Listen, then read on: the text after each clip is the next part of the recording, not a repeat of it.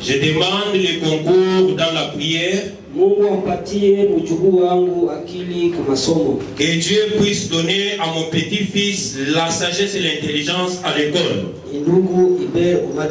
C'est le frère Hubert Omatete. Nous allons nous tenir debout pour lire les Saintes Écritures en chapitre 2.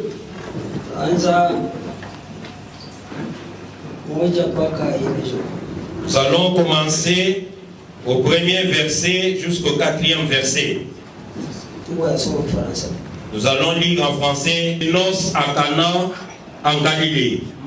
Siku tatu baada kulikuwa na karamu kule Galilaya Kanani.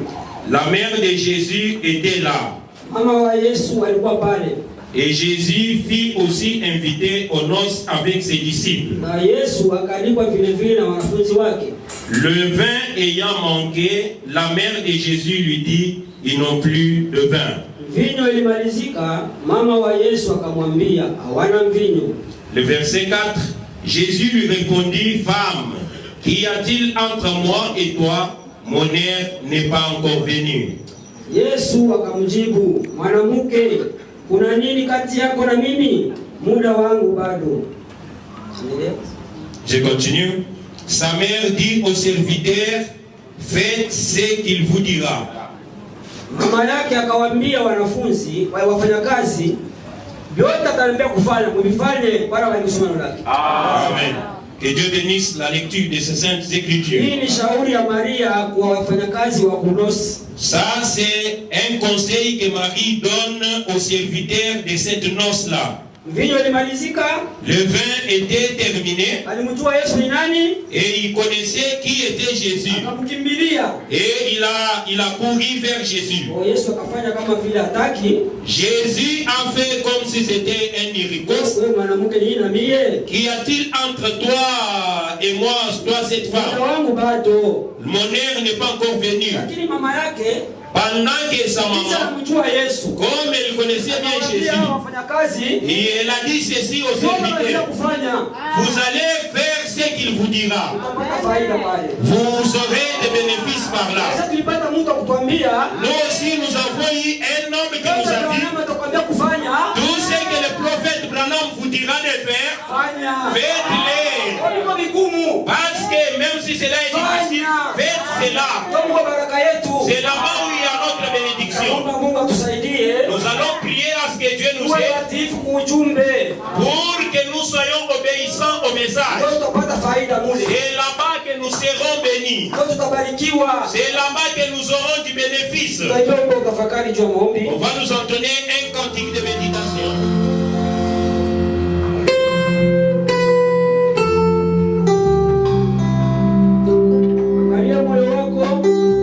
Regardez là où vous êtes. Que vous puissiez examiner minutieusement votre cœur. Est-ce que c'est que le message vous dit de faire, vous le faites? C'est là-bas où il y a notre réussite. C'est en faisant ce que le prophète nous a dit de faire.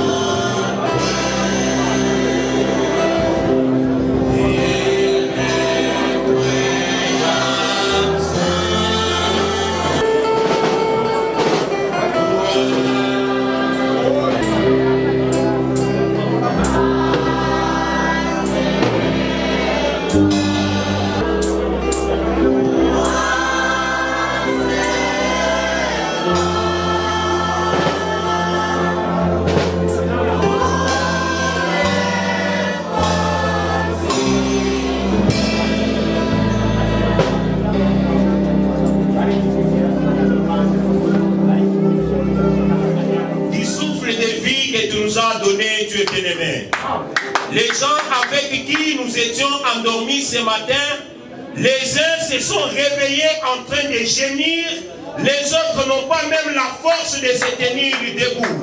Mais comme David, ton serviteur, dit, qui est l'homme pour que tu te souviennes de lui?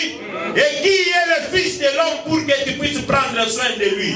C'est pour cela, Dieu bien-aimé, que nous nous trouvons dans ta présence ce matin. Oh Dieu, nous nous trouvons pauvres en vocabulaire pour te dire merci ce matin. Mais laisse que nous puissions seulement, Dieu bien-aimé, dire comme notre prophète. Il nous disait chaque fois qu'un homme peut prendre sa main, mettre autour du cou de sa femme pour dire chérie, je t'aime. Cela crée une atmosphère. C'est pour cela, Dieu bien-aimé, que ce matin nous te disons, nous t'aimons. De tout notre cœur, de toute notre âme, de tout notre esprit, Père. Il est écrit encore dans ta parole. Venez à moi, vous tous qui êtes fatigués, et chargés, moi je vous donnerai du repos. En tant qu'humain, Père, nous avons blanchi d'une manière ou d'une autre.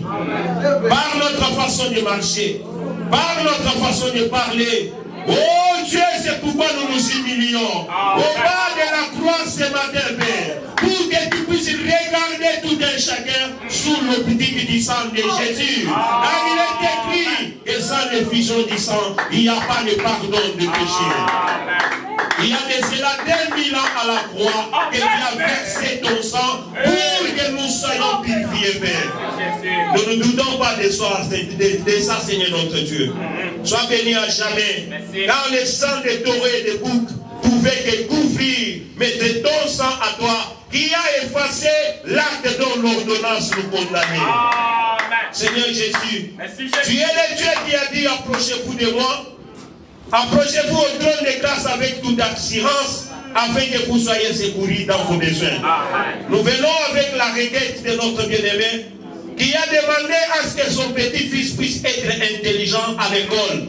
Ta parole dit, si mon fils manque de la sagesse, qu'il demande à Dieu qui donne la sagesse et l'intelligence et cela lui sera accordé. Amen. Nous voulons que cet enfant-là puisse briller au nom de Jésus-Christ. Seigneur Jésus, tu es le Dieu qui nous a dit, recommande ton sort à l'Éternel et tes œuvres réussiront. Nous venons de Dieu ce qu'il entre tes saintes glorieuses mains. Commence avec nous comme Alpha. Évolue avec nous comme Emmanuel, le Dieu qui est présent au milieu de nous. Et termine aussi avec nous comme Oméga. Oh Dieu bien-aimé, nous demandons que tu puisses secourir nos bien-aimés qui traînaient encore en cours de route pour qu'ils s'amènent en cellier. Il y a des amis et des connaissances à qui nous avons donné des invitations.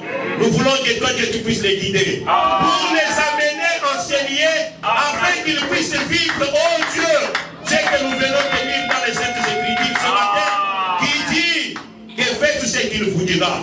Voilà, nous sommes là ce matin pour faire ce que tu nous diras, Père. Sois béni à jamais. Bénis les modérateurs, l'orateur du jour, les interprètes, tout ton enfant et ta fille qui est enseigné. Nous voulons que tu puisses te révéler à nous. Car tu es le Dieu qui se révèle à ton peuple. Sois béni à jamais, Dieu. Car tu es le Dieu qui nous a dit tout ce que nous demanderons à toi, le Père. Au nom de Jésus, tu le feras afin que notre enfant soit parfait. Nous venons ici de prier avec multiples actions de grâce. Nous disons tous Amen. Et Dieu bénisse.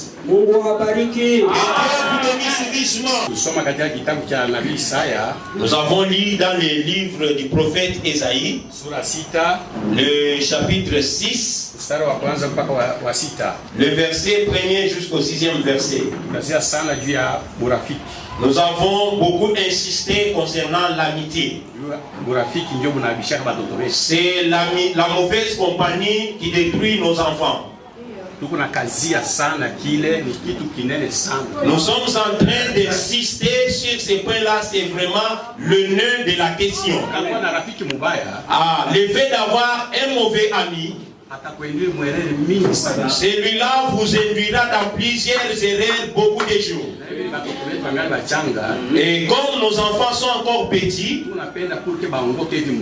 nous voulons qu'ils puissent bien grandir. repentir, qu'il se débarrasse de toute mauvaise amitié. Ce n'est pas seulement nos petits-enfants, même les enfants qui ont déjà atteint la maturité, qu'ils puissent se débarrasser de la mauvaise compagnie. Vous voyez un homme ou un ami qui n'aime pas la parole de Dieu, vous allez vous accrocher à cet ami-là. Pourquoi? Débarrassez-vous de ces mauvais amis-là. Cherchez un bon ami.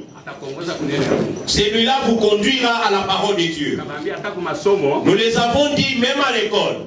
Il faut choisir un bon maître.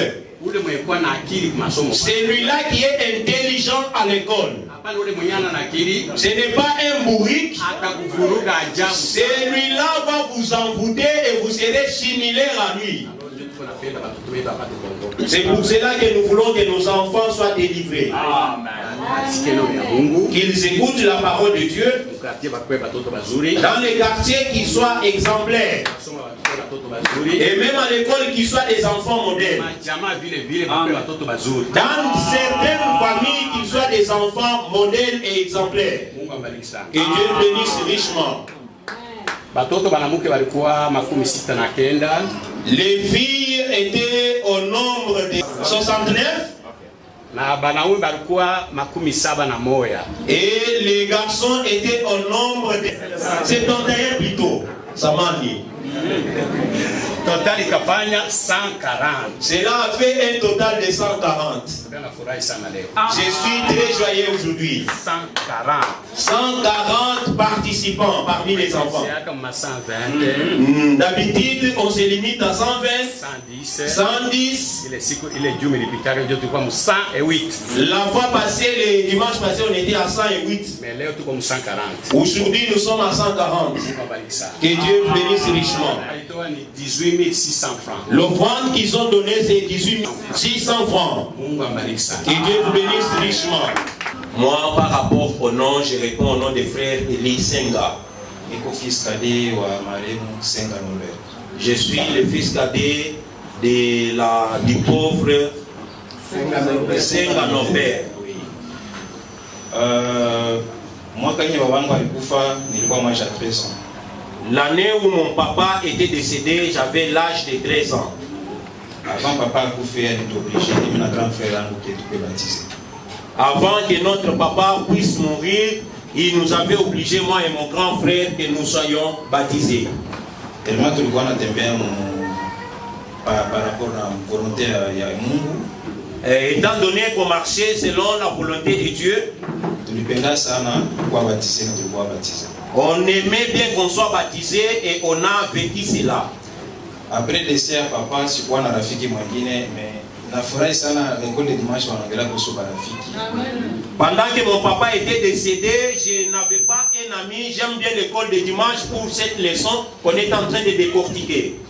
Après le décès, papa, une année après, il a eu barafiki pour masomo dans mon quartier. Après le décès de mon papa, j'ai eu des amis dans les quartiers ainsi qu'à l'école. J'étais un chanteur. Je suis entré dans une vie des gens qu'on appelle rappeurs et j'étais un chanteur.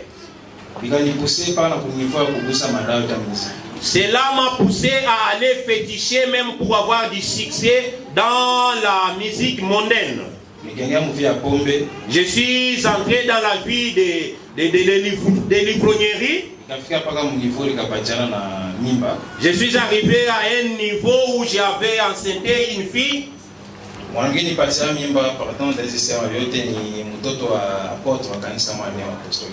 ne peux pas tout relater. J'ai été victime d'enceinte la fille d'un apôtre de l'église néo-apostolique. Comme son père était un apôtre, j'étais obligé de. Comme son papa était un apôtre, on m'a obligé de fréquenter leur église. Il y a 2 ans, on a gagné mais les choses graves, on a réclamé que la c'est ce qui parole J'ai fait 2 ans dans cette église-là, mais je n'étais pas satisfait et cette parole-là ne m'intéressait pas tellement. Tellement il n'est pas dérangé, il n'est pas obligé ni à Chicanis. Étant donné que je me sentais mal à l'aise, j'étais tenu de me débarrasser de cette église. Après cela, Ma mère m'obligeait toujours que je fréquente une église, quelle que soit cette église-là. Maman a commencé à me donner l'argent pour que je cherche une église où je peux fréquenter. Je suis allé chez le musulman et il n'y avait rien de nouveau là-bas. Mais le temps qu'on a j'étais toujours dérangé.